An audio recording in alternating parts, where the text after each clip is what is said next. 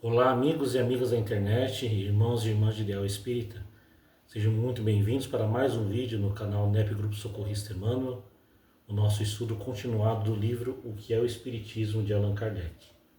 Nós estamos aqui no primeiro capítulo, no segundo diálogo do livro, que é com o cético. E como já vimos comentado, estamos fazendo por tópicos, porque essa parte do diálogo com o cético é o mais longo do livro. Então hoje veremos apenas um tópico, que é oposição da ciência. Como tem um diálogo bem extenso nesse tópico, nós vamos ler e comentar e depois eu vou fazer depois um resumo explicativo daquilo que lemos nesse vídeo. Então, vamos aqui começar o nosso estudo, onde, como vocês já sabem, que Allan Kardec chama aqui o cético de visitante. Então vem aqui a pergunta do visitante. Vós dizeis que vos apoiais sobre fatos, mas se vos opõe à opinião dos sábios que os contestam ou que os explicam de maneira diversa da vossa, por que eles não encaparam o fenômeno das mesas girantes? Se eles tivessem visto nelas alguma coisa de sério, não teriam, me parece, negligenciado de fatos tão extraordinários, e ainda menos de os repelir com desdém, ao passo que eles estão todos contra vós. Os sábios não são o farol das nações, e seu dever não é de espalhar a luz? Por que quereríeis que eles a tivessem abafado, quando se lhes apresentava uma tão bela ocasião de revelar ao mundo uma força nova? Aqui é a resposta de Kardec. Acabais de traçar o dever dos sábios de um modo admirável. Pena que o tenham olvidado em mais de uma circunstância. Mas antes de responder a esta judiciosa observação, eu devo revelar um erro grave que vós haveis cometido, dizendo que todos os sábios estão contra nós. Como já disse, é precisamente na classe esclarecida que o Espiritismo faz mais prosélitos, quer dizer, mais adeptos. E isso em todos os países do mundo. Eles se contam em grande número entre os médicos de todas as nações e são homens de ciência, os magistrados, os professores, os artistas, os homens de letras, os oficiais, os altos funcionários, os grandes dignatários, os eclesiásticos, etc., que se alinham sob sua bandeira. Todos são pessoas às quais não se pode recusar uma certa dose de luz. Não há sábios senão na ciência oficial e nos corpos constituídos? Do fato de o Espiritismo não ter ainda direito de cidadania na ciência oficial é motivo para condená-lo? Se a ciência não tivesse jamais se enganado, aqui sua opinião poderia pesar na balança. Infelizmente, a experiência prova o contrário. Não foram rejeitadas como quimeras uma multidão de descobertas que mais tarde ilustraram a memória de seus autores? Não foi a um relatório de nosso primeiro corpo de sábios que deve a França ter sido privada da iniciativa do vapor? Quando Fulton veio ao campo de Bolonha apresentar seu sistema a Napoleão I, que o recomendou ao exame imediato do Instituto, este não concluiu que esse sistema era um sonho impraticável e não tinham tempo para com ele se ocupar? É preciso concluir que os membros do Instituto são ignorantes? Isso justifica os epítetos triviais e de mau gosto que certas pessoas se comprazem em lhes prodigalizar? Seguramente que não. Não há pessoa sensata que não renda justiça ao seu eminente saber, embora reconhecendo que eles não são infalíveis e que, assim, seu julgamento não é o de última instância, sobretudo em fatos de ideias novas. Então Kardec diz aqui que até na ciência, os grandes nomes da ciência, quando foram mostrar seus experimentos, suas descobertas, foram taxados de ridículo. E depois só com o tempo, talvez até muitos até já tinham morrido, quando veio confirmar a grande descoberta daquilo que muitos rechaçaram como quimera, como ridículo. O fato que Allan Kardec está dizendo aqui sobre Fulton, vamos ver quem foi Fulton.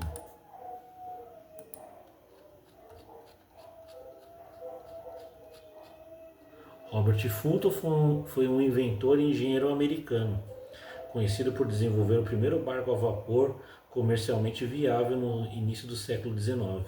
Seu trabalho revolucionou o transporte fluvial e marítimo.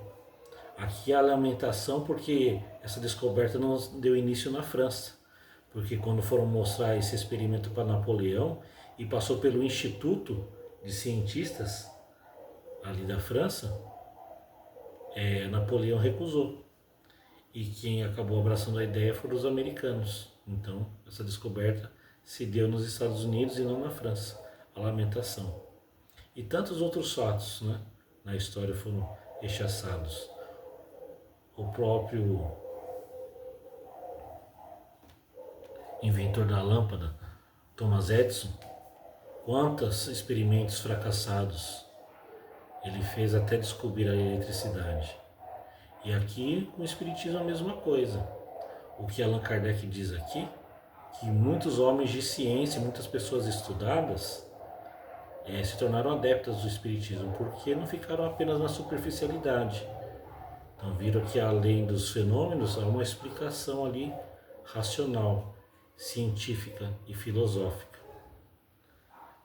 Vedes aí que o Espiritismo nos força a estudar muito, há muitos livros. Então por isso, até no último censo, foi visto aí a escolaridade dos adeptos da doutrina espírita no Brasil. Não que não há pessoas com menos escolaridade, mas há um grande número de pessoas com escolaridade acima do ensino médio. Isso explica porque a doutrina, com seus diversos livros publicados por vários autores, e uma grande gama deles publicado por Chico Xavier, que popularizou o Espiritismo no Brasil, faz com que nós estudemos cada vez mais. À luz da razão, à luz da ciência, do conhecimento que a doutrina nos faz. É necessário, para que conheçamos cada vez mais o Espiritismo, nos adentrarmos em cima das leituras. Não somente em cima dos romances, mas as leituras de estudo, que são muitas. Então vamos continuar aqui. O visitante. Eu admito perfeitamente que eles não são infalíveis, mas não é menos verdadeiro que, em razão do seu saber, sua opinião tem algum valor. E se os tivesseis convosco, isso daria um grande peso ao vosso sistema. Allan Kardec responde. Vós admites também que cada um não é bom juiz senão daquilo que é da sua competência. Se quereis construir uma casa, procurais um músico? Se estivesseis doente, vos faríeis cuidar por um arquiteto? Se tivesseis um processo, procuraríeis a opinião de um dançarino? Enfim, se se trata de uma questão de teologia, a fareis resolver por um químico ou um astrônomo? Não, cada um em seu trabalho. As ciências vulgares repousam sobre as propriedades da matéria que se pode manipular à vontade, e os fenômenos que ela produz têm por agentes as forças materiais. Os do Espiritismo têm por agentes inteligências independentes, que têm seu livre-arbítrio e não estão submetidas aos nossos caprichos. Eles escapam, assim, aos nossos procedimentos de laboratório e aos nossos cálculos, e desde então não são mais da alçada da ciência propriamente dita. A ciência, pois, enganou-se quando quis experimentar os espíritos como uma pilha voltaica. Ela fracassou, e assim deveria sê-lo, porque usou uma analogia que não existe. Depois, sem ir mais longe, ela concluiu pela negativa. Julgamento temerário que o tempo se encarrega todos os dias de reformar, como reformou muitos outros, e aqueles que o tiverem pronunciado passarão pela vergonha de se inscreverem muito levianamente, por falsearem contra o poder infinito do Criador. As corporações científicas não têm, e não terão jamais, que se pronunciar sobre a questão. Ela não é mais da sua alçada, que é de decretar se Deus existe ou não. Portanto, é um erro fazer dela juízes. O Espiritismo é uma questão de crença pessoal, que não pode depender do voto de uma assembleia, porque esse voto, mesmo favorável, não pode forçar as convicções. Aí a maravilha aqui no Brasil, porque o Brasil é um estado laico, então cada um é livre para acreditar na crença que quiser e também é livre para não acreditar em nada. Então, como diz ninguém pode forçar ninguém a nada. Quando a opinião pública estiver formada a esse respeito, os sábios, como indivíduos, a aceitarão e suportarão a força das coisas. Deixai passar uma geração e, com ela, os preconceitos do amor próprio em que se obstina, e vereis que ocorrerá com o Espiritismo como ocorreu com tantas outras verdades antes combatidas, e que agora seria ridículo pô-las em dúvida. Hoje são os crentes que se chamam de loucos, Amanhã serão todos os que não creiam. Da mesma forma como se chamou de loucos outrora aqueles que criam que a terra girava. Mas todos os sábios não julgaram da mesma forma, e por sábios eu entendo os homens de estudo de ciência, com ou sem título oficial. Muitos fizeram o seguinte raciocínio: não há efeitos sem causa, e os mais vulgares efeitos podem conduzir ao caminho dos maiores problemas. Se Newton tivesse desprezado a queda de uma maçã, se Galvani tivesse menosprezado sua criada, tratando-a de louca e visionária quando ela lhe falou das rãs que dançavam no prato, talvez estivessem ainda por serem descobertas a admirável lei da gravitação universal e as fecundas propriedades da pilha. O fenômeno que se designa sob o nome burlesco de danças das mesas não é mais ridículo que da dança das rãs, e talvez encerre também um desses segredos que revolucionam a humanidade quando se tem sua chave. Disseram ainda, por outro lado, uma vez que tantas pessoas deles se ocupam, uma vez que homens sérios deles fizeram um estudo, é preciso que haja aí alguma coisa. Uma ilusão, se se quer, não pode ter caráter de generalidade. Ela pode seduzir um círculo, uma comunidade, mas não o mundo todo.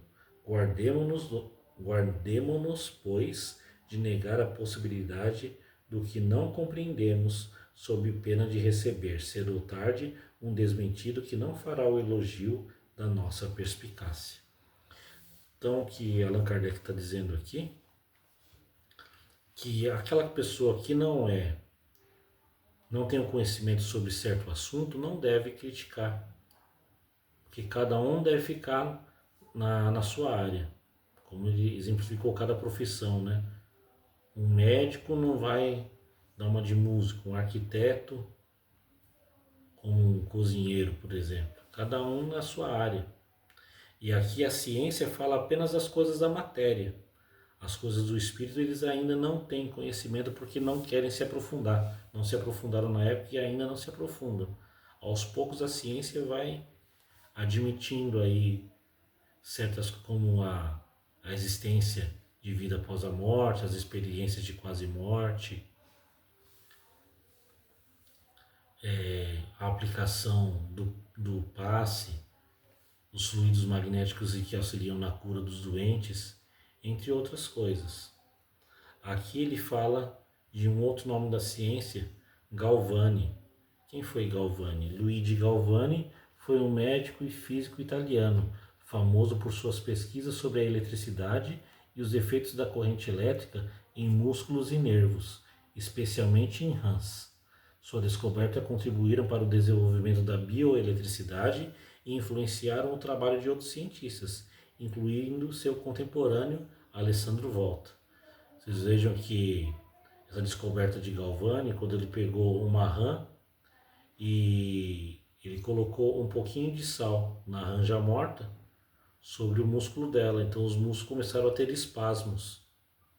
Então, isso quer dizer que há uma eletricidade ali nos músculos, mesmo depois do corpo já estiver inerme ali, estiver morto. E aquilo ali para a época foi uma descoberta e muitos também rechaçaram.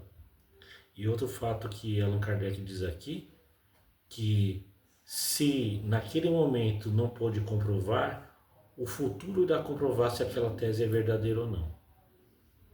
Então, se eu não tenho conhecimento sobre tal assunto, eu me abstenho, me retiro e deixa que o tempo possa confirmar se aquilo vai ser verdade ou não.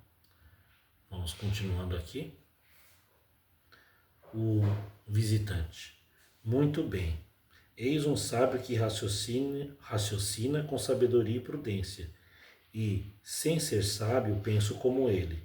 Mas anotai que não afirma nada, ele duvida. Ora, sobre o que basear a crença na existência dos espíritos e, sobretudo, na possibilidade de comunicação com eles? Allan Kardec. Essa crença se apoia sobre o raciocínio e sobre os fatos. Eu mesmo não a adotei senão depois de um maduro exame. Tendo adquirido nos estudos das ciências exatas o hábito das coisas positivas, eu sondei, perscrutei essa nova ciência em seus detalhes mais ocultos. Eu quis conhecer tudo, porque não aceito uma ideia senão quando lhe conheço o porquê e o como. Eis o raciocínio que me fez um sábio médico, outrora incrédulo, e hoje adepto fervoroso. Então, o relato do médico aqui a Kardec, né? Disse que os seres invisíveis se comunicam. E por que não? Antes da invenção do microscópio, supunha-se a existência desses bilhões de animálculos que causam tantos prejuízos na economia. Onde está a impossibilidade material de que haja no espaço seres que escapam aos nossos sentidos? Teríamos, por acaso, a ridícula pretensão de tudo saber e de dizer a Deus que Ele nada mais nos pode ensinar? Se esses seres invisíveis que nos cercam são inteligentes, por que não se comunicariam conosco? Se eles estão em relação com os homens, devem desempenhar um papel na vida, nos acontecimentos. Quem sabe? Pode ser uma das forças da natureza, uma dessas forças ocultas que não supunhamos existir. Que novo horizonte isso abriria ao pensamento!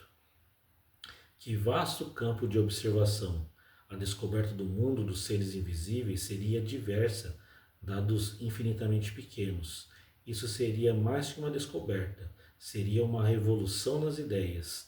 Que luz pode dela jorrar? Quantas coisas misteriosas seriam explicadas? Aqueles que creem nisso são ridicularizados. Mas o que isso prova? Não ocorreu mesmo com todas as grandes descobertas? Cristóvão Colombo não foi repelido, coberto de desgostos e tratado como insensato, isso na época do descobrimento das Américas, né? Depois a descoberta foi, né, dada ao título de Américo Vespúcio depois. Essas ideias, disse, são tão estranhas que nelas não se pode crer, mas aquele que tivesse dito, há somente meio século, que em alguns minutos poder-se-ia corresponder de uma parte a outra do mundo, que em algumas horas atravessar-se-ia a França, que com o vapor de um pouco de água fervente um navio avançaria contra o vento, que se tiraria da água os meios de se iluminar e aquecer, que tivesse proposto iluminar toda Paris em um instante com um só reservatório de uma substância invisível, teria sido caçoado. É, pois, uma coisa mais prodigiosa que o espaço seja povoado por seres pensantes que, depois de terem vivido sobre a Terra, deixaram seus envoltórios materiais? Não se encontra nesse fato a explicação de uma multidão de crenças que remontam à mais alta antiguidade? Semelhantes coisas, bem que valem a pena serem aprofundadas. Aí Kardec continua. Eis as reflexões de um sábio, mas de um sábio sem pretensão, e que também o são de uma multidão de homens esclarecidos que viram, não superficialmente e com prevenção, e estudaram seriamente sem tomarem partido, mas que tiveram a modéstia de não dizer: eu não compreendo, portanto isso não é verdade. Sua convicção formou-se pela observação e pelo raciocínio. Se essas ideias fossem quiméricas, pensais que todos esses homens de elite as teria adotado? que tivessem estado muito tempo vítima de uma ilusão, não há, pois, impossibilidade material à existência de seres invisíveis para nós e povoando o espaço. E só essa consideração deveria levar uma maior circunspecção. Há pouco tempo, quem poderia pensar que uma gota de água límpida poderia encerrar milhares de seres de uma pequenez que confunde nossa imaginação? Ora, eu digo que era mais difícil a razão conceber seres de uma tal pequenez, providos de todos os nossos órgãos e funcionando como nós, que admitir aqueles que nós nomeamos espíritos. E aqui a última pergunta nesse tópico do visitante a Kardec, na verdade é um comentário. Sem dúvida, mas o fato de uma coisa ser possível não se segue que ela existe. A resposta de Kardec. De acordo, mas convireis que já é uma grande coisa desde que ela não é impossível, porque não tem nada que repugne a razão. Resta, pois, constatá-la pela observação dos fatos. Essa observação não é nova. A história, tanto sacra como profana, prova a antiguidade e a universalidade dessa crença, que se perpetuou através de todas as vicissitudes do mundo e se encontra entre os povos mais selvagens, no estado de ideias inatas e intuitivas, gravadas no pensamento, como a do Ser Supremo e da existência futura. O Espiritismo, portanto, não é criação moderna, muito longe disso. Tudo prova que os antigos o conheciam tão bem e talvez melhor que nós. Somente ele não foi ensinado senão com precauções misteriosas, que o tornaram inacessível ao vulgo, deixado propositadamente na difícil situação supersticiosa. Quanto aos fatos, eles são de duas naturezas, espontâneos e provocados. Entre os primeiros é preciso situar as visões e aparições, que são muito frequentes, os ruídos, barulhos e movimentação de objetos sem causa material, e uma multidão de efeitos insólitos que se considerava como sobrenaturais, e que hoje nos parecem muito simples, porque para nós não há nada de sobrenatural, uma vez que tudo se esconde nas leis imutáveis da natureza. Os fatos provocados são aqueles que se obtêm por intermédio dos médiuns. Então, Allan Kardec, nesses dois tópicos aqui, ele explica que ele mesmo, para se fazer aceitar os fenômenos espirituais, ele estudou muito. Quanto tempo ele não analisou, pensou que atrás das mesas girantes, daquele efeito inteligente, havia uma causa inteligente. Não era apenas um movimento de salão. Então, ele formulou todo um laboratório de perguntas ali, um estudo sistematizado para provar a existência dos espíritos. A comunicação com eles é possível através de médiuns, através de estudiosos. E essa última questão aqui, que ele fala que caso uma coisa não possa ser comprovada, mas que não pode repugnar a razão, que o tempo vai mostrar a veracidade dessas coisas. Que o Espiritismo, esse nome Espiritismo foi cunhado ali, né, em 1859, 1857, perdão, quando foi lançado o Livro dos Espíritos. Não existia esse termo, mas a comunicação com os espíritos sempre existiu na história da humanidade, com tradições muito mais antigas, principalmente no Oriente, com o budismo, o taoísmo, o hinduísmo, né? Religiões muito mais antigas, e ali as pitonisas na Grécia Antiga. E só que a comunicação com os espíritos, com os mortos, nessas tradições mais antigas, era fechada com um círculo de iniciados. Então havia-se uma iniciação e as pessoas, e no caso aqueles que passassem por essa iniciação, era um círculo fechado. Então não era para todo o povo ter conhecimento. Então passava-se por um processo de iniciação até aquele sábio das doutrinas ocultas, né, ficassem ali com aquele círculo de pessoas que praticassem a comunicação com os espíritos, independente da tradição religiosa. E aí com o espiritismo veio mostrar que qualquer pessoa sendo médium, que é uma condição orgânica de todo encarnado, pode se comunicar, desde que seja feito com segurança, com esclarecimento e com estudo. Então nós vamos aqui para um resumo comentado daquilo que vimos desse tópico, oposição da ciência. Então, um trecho do livro, esse trecho aqui, discute a relação entre ciência e o espiritismo, abordando a resistência de alguns cientistas à aceitação de fenômenos associados à espiritualidade, como as mesas girantes. Kardec argumenta que, embora muitos sábios se oponham ao espiritismo, há também pessoas de ciência que o apoiam. Ele destaca que o espiritismo não é apenas uma questão de crença, mas que se baseia em raciocínios e observações de fenômenos que desafiam o entendimento atual. Kardec critica a ideia de que todos os sábios são contrários ao espiritismo, apontando que muitos médicos, professores e pensadores respeitáveis reconhecem a validade dos fenômenos espirituais. Ele sugere que a ciência oficial muitas vezes rejeita novas ideias que não se encaixam em seus paradigmas, assim como no passado se opôs a descobertas que hoje são aceitas, como a teoria da gravitação de Newton e o uso do vapor na navegação. Então, Kardec defende que a crença na comunicação com os espíritos não deve ser descartada simplesmente por ser desconhecida. Ele convida os leitores a considerar a possibilidade de que existam seres invisíveis, assim como existem micro-organismos que antes eram desconhecidos. Kardec conclui que a observação desses fenômenos, tanto espontâneos quanto provocados, é fundamental para entender o espiritismo. Então, esse trecho do livro é um apelo à abertura mental e à aceitação de novas ideias. Kardec propõe que a ciência e a espiritualidade podem coexistir e que, com o tempo, o que é hoje visto como absurdo pode ser reconhecido como verdade.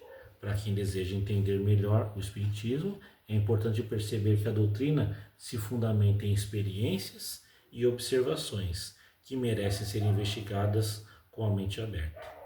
Então, a pessoa tem que sentir vontade de se esclarecer através dos estudos. É isso que Kardec proporciona nesse trecho do livro.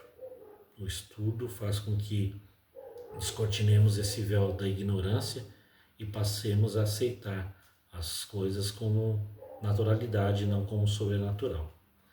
Então, no nosso próximo estudo, nós iremos ver o tópico, 2 tópicos, dá para ver o nosso próximo estudo.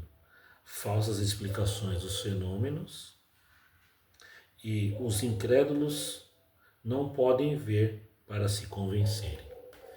Então, vamos agradecendo a espiritualidade, a Deus nosso Pai, a Jesus nosso Mestre, aos benfeitores espirituais que nos inspiram nesse estudo do livro que é o Espiritismo, para que possamos continuar as nossas reflexões, aplicar em nossas vidas e, se for da vontade do Pai, que possamos estar aqui novamente na próxima semana para mais um vídeo do nosso canal NEP Grupo Socorrista Hermano, com o estudo do livro O que é o Espiritismo. Então, agradeço aqui a atenção de todos e até o nosso próximo vídeo. Que assim seja, graças a Deus e graças a Jesus.